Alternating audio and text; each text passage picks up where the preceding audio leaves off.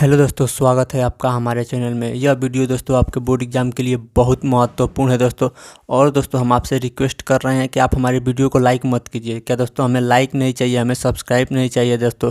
लेकिन दोस्तों यह वीडियो को पूरा ज़रूर देख लीजिएगा, क्योंकि यह बोर्ड एग्जाम में इससे आपको बहुत हेल्प मिलने वाला है। तो प्लीज़ दोस्तों आप हमें लाइक शेयर कुछ भी मत दीजिए, नहीं हमारे चैनल को सब्सक्राइब कुछ नहीं चाहिए हमें। लेकिन आप अपने बोर्ड एग्जाम के लिए प्लीज़ इसको आप पूरा देख लीजिए, हमको लाइक कोई कुछ नहीं चाहिए। तो देखिए दोस्तों, इस वीडियो में हम क्या बताएंगे दोस्तों। यह पेपर है दोस्तों, वायरल पेपर है 2025 का, और हिंदी का वायरल पेपर होने वाला है दोस्तों।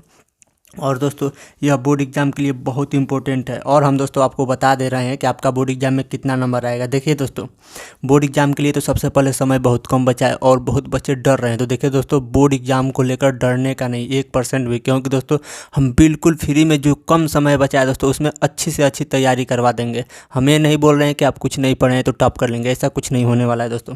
लेकिन मान लीजिए अगर आपकी तैयारियाँ 1% भी नहीं हुई है तो क्या आप 80-90% नंबर लाएंगे? नहीं दोस्तों। अगर आपकी तैयारियाँ कुछ नहीं हुई है और आपको हिंदी पढ़ने आता है, थोड़ा बहुत याद है, तो आप कितना नंबर ला सकते हैं दोस्तों? पास हो सकते हैं केवल। ऐसा नहीं है कि आप कुछ नहीं पढ़े हैं और 80 से 90% नंबर ला सकते हैं, ऐसा नहीं है। लेकिन दोस्तों आपका अगर 10 से 15% तैयारियाँ हो गई है तो आप खूब आराम से 60% नंबर ला सकते हैं दोस्तों। कोई नहीं रोक सकता, बिल्कुल फ्री में तैयारियाँ करके। और दोस्तों जिनका 50% तैयारियाँ हो चुकी है अभी तक, वह 90 से प्लस नंबर ला सकते हैं खूब आराम से दोस्तों। कोई टेंशन लेने की ज़रूरत नहीं है। तो प्लीज़ दोस्तों लाइक शेयर कुछ मत कीजिए, प्लीज़ आप यह वीडियो अच्छे से देख लीजिए दोस्तों। इसमें दो चीज़ है, देखिए हम क्या क्या बता रहे हैं। पहला तो यह है कि 100% यह पेपर आपके बोर्ड एग्जाम में लड़ भी सकता है, कोई गारंटी नहीं है दोस्तों। लेकिन देखिए अलग अलग ज़िले का अलग अलग पेपर आता है, तो किसी ज़िले में यह तो जाएगा, लेकिन मान लीजिए आपके ज़िला में नहीं जाएगा तो यह आप इससे यह मान कर चलिए कि आप इसमें जितना हल कर लेंगे उतना बोर्ड एग्जाम में आपका 100% नंबर आ जाएगा। तो आप यह भी साथ में मिलाते चलिए कि आप बोर्ड एग्जाम के लिए कितना तैयारियाँ कर चुके हैं, आपका कितना नंबर आएगा, कितना % आपकी तैयारियाँ है, इसमें आप मिलाते चलिएगा। हम पूरा हल सहित इसको बता देंगे दोस्तों, सभी क्वेश्चन को एक भी छोड़ेंगे नहीं दोस्तों। आप मिलाते भी चलिएगा। और दोस्तों केवल आप इस पेपर के सभी क्वेश्चन तैयार कर लेते हैं, सभी क्वेश्चन हम इसका तैयारी भी बता देंगे, तो उसमें आपको खूब आराम से 60% नंबर आ जाएगा। क्या दोस्तों, खूब आराम से अगर तैयारियाँ करेंगे तो 60% नंबर आ जाएगा। तो इसको पूरा तैयारी अच्छे से करिए। हम सभी क्वेश्चन को बता देंगे दोस्तों, कौन कितना नंबर के है, क्या क्या है, सारा चीज़ डिटेल में। तो देखिए सबसे पहले ऐसे बोर्ड एग्जाम में आपको पेपर मिलेगा, तो आपको क्या करना है, यहाँ पे क्या भर दीजिएगा, अपना अनुक्रमांक।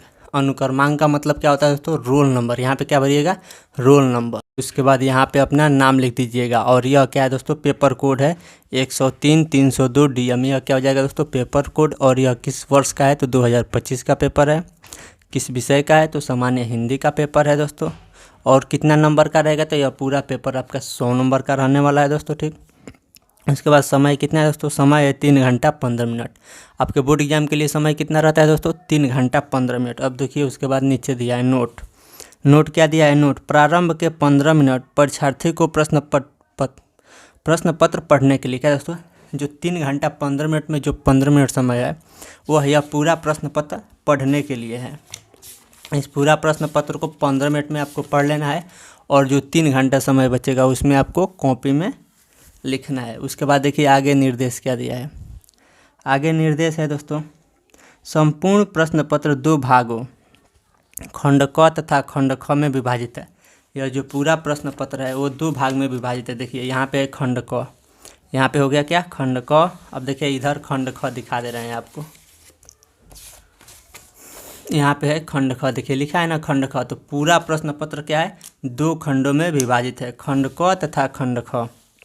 अब देखिए दूसरा निर्देश दिया है, दोनों खंडों के सभी प्रश्नों का उत्तर देना अनिवार्य है। क्या? तो जो दोनों खंड है, खंड क और इधर क्या है? खंड ख। देखिए यहाँ पे खंड ख, तो दोनों खंड के सभी प्रश्नों का उत्तर देना अनिवार्य है। तो चलिए दोस्तों हम खंड क से स्टार्ट करते हैं। देखिए खंड क में प्रश्न क्या है।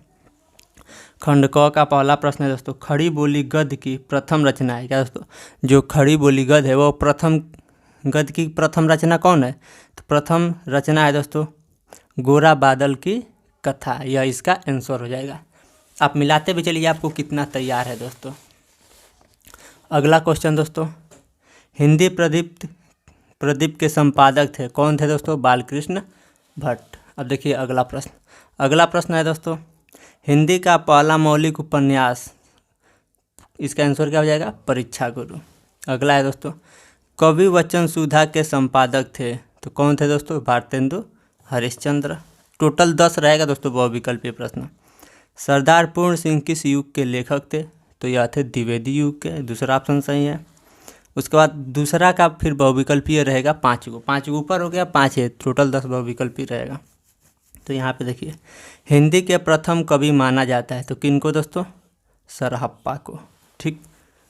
अगला प्रश्न है दोस्तों, रीतिकाल को श्रृंगार का नाम किसने दिया? क्या दोस्तों, जो रीतिकाल है उसको श्रृंगार का नाम किसने दिया? तो किसने दिया दोस्तों? आचार्य विश्वनाथ प्रसाद मिश्र ने। अब देखिए दोस्तों अगला, आगे का प्रश्न क्या है दोस्तों? देखिए दोस्तों अगला है दोस्तों, सुमित्रा नंदन पंत को ज्ञानपीठ पुरस्कार उनकी किस रचना पर मिला था? क्या दोस्तों, जो सुमित्रा नंदन पंत है उनको ज्ञानपीठ पुरस्कार जो मिला था वो किस रचना पर मिला था दोस्तों? तो वो मिला था चितंबरा पे।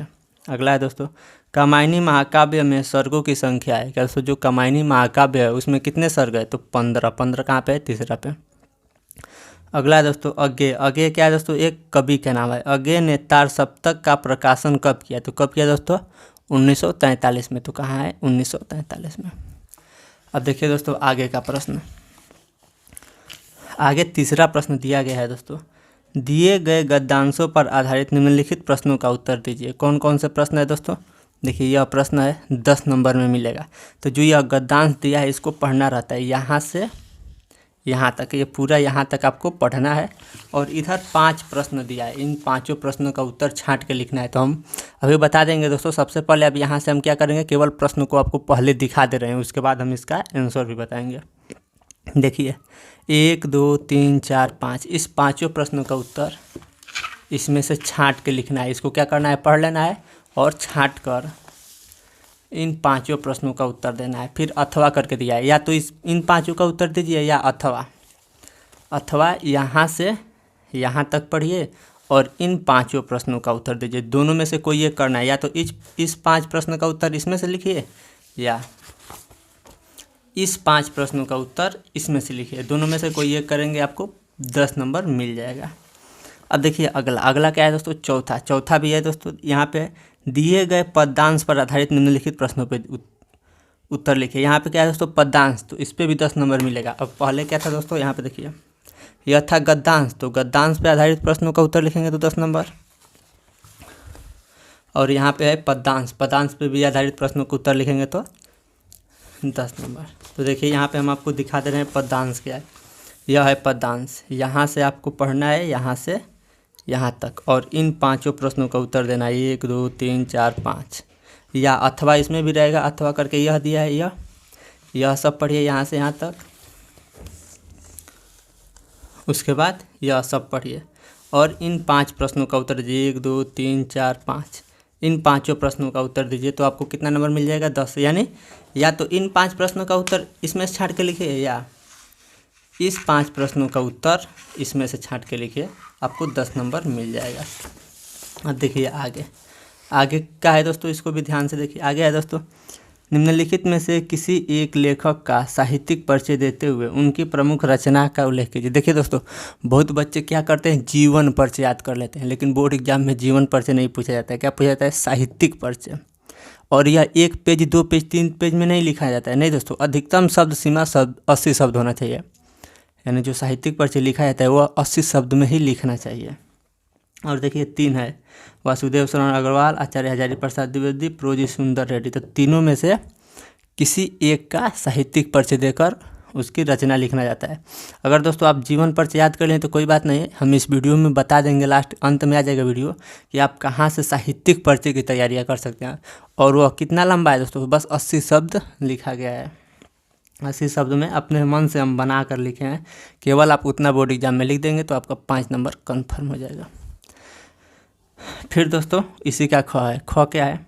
निम्नलिखित में से किसी एक कवि का साहित्यिक परिचय। देखिए यहाँ पे क्या था? लेखक का साहित्यिक परिचय 5 नंबर मिलेगा और कवि का साहित्यिक परिचय 5 नंबर मिलेगा। टोटल कितना नंबर हो जाएगा? 10 नंबर। तो क्या कह रहा है, निम्नलिखित में से किसी एक कवि का साहित्यिक परिचय देते हुए उनके प्रमुख कृतियाँ का उल्लेख कीजिए। अधिकतम शब्द सीमा 80 शब्द, यानी अधिक से अधिक 80 शब्द में ही लिखना है। तो देखिए कवि का नाम देखिए कौन कौन से कवि दिया है। अयोध्या सिंह उपाध्याय, हरिओत, जयशंकर प्रसाद, महादेवी वर्मा। इन तीनों में से किसी एक का साहित्यिक परिचय लिखकर उनके रचना का लिखना है। हम इसका भी वीडियो बना दिए हैं, आप देख लीजिएगा 80 शब्द में। देखिए दोस्तों 6वां नंबर प्रश्न क्या है। 6वां नंबर प्रश्न को भी ध्यान से देखिएगा। देखिए प्रश्न है दोस्तों, निम्नलिखित लाठी कहानी का कथा वस्तु का सार लिखिए। क्या लिखना है दोस्तों, जो लाठी कहानी है, हम यह कहानी बता दी है, यह भी वीडियो के अंत में आ जाएगा, आप देख लीजिएगा। इसको भी क्या लिखना है, अधिकतम शब्द सीमा 80 शब्द में लिखना है। और कितना नंबर मिलेगा, 5 नंबर। या तो लाठी कहानी लिखिए या ध्रुव कहानी का उद्देश्य लिखिए। इन दोनों में से कोई एक लिखने पर आपको 5 नंबर मिल जाएगा। अब देखिए 7वां क्या है। 7वां है दोस्तों, स्वपठित खंड काव्य के आधार पर किसी एक खंड के एक प्रश्न का उत्तर दें। यानी जो इतना प्रश्न दिया है इसमें से केवल एक प्रश्न का उत्तर देना है और 5 नंबर का रहता है। और यह अधिकतम शब्द सीमा क्या है दोस्तों, 80 शब्द में ही लिखना है। तो देखिए सबसे पहले हम इसमें प्रश्न दिखा दे रहे हैं कितना है। देखिए यहाँ से देखते चलिए, यह 1 2 3 4, ठीक, 5 6 प्रश्न है दोस्तों। 6 में से किसी एक प्रश्न के एक उत्तर देना है। तो अलग अलग ज़िले में अलग अलग प्रश्न का उत्तर देना रहता है। आप किस ज़िले से हैं, यानी आप किस ज़िले में बोर्ड एग्जाम देने वाले हैं, उसका आप क्या लिख दीजिएगा, वो क्या बोलते हैं, आप ज़िला का नाम लिख दीजिएगा। हम आपको बता देंगे कि कौन सा प्रश्न का उत्तर आपको लिखना है। अब देखिए खंड ख स्टार्ट हो गया यहाँ से।